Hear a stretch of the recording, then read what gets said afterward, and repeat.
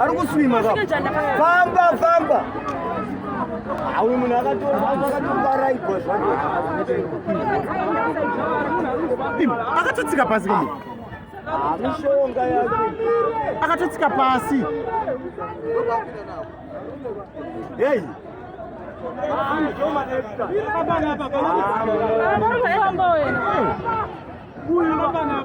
Uyu nemakarwara apa. Uyo anorema mwana uyu. Anorema. Uyu mwana anorema uyu. Uyu mwana anorema. Awu ndanorema uyu. Yanale. Bamba yeye. Enda uko.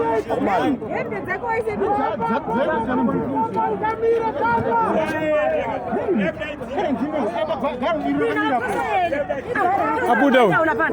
Ule mazamani ufulalo wacho.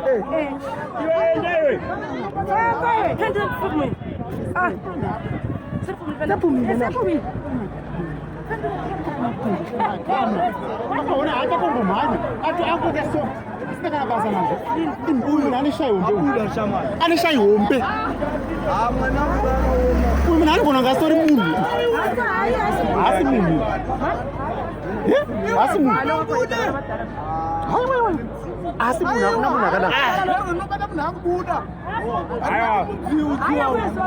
Apaka vhara nzeve tasauri. Famba iwe. Imi. Famba una wakumira manje. Hey.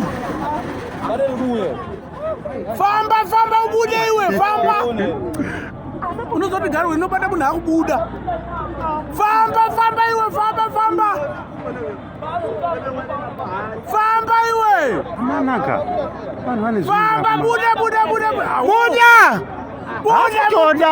Imasi munhu. Imi. Asikutoda zvinhu zvamuri kuita. Famba buda iwe. Panga akamira hapo. Buda iwe. Buda iwe. Buda. Aye.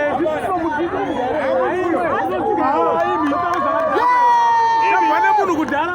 Asi munhu bawi. Kuba munhu. Kutsek man. Shit, simbara mwana kudhara. Shit, tabana kudhara iwe munhu.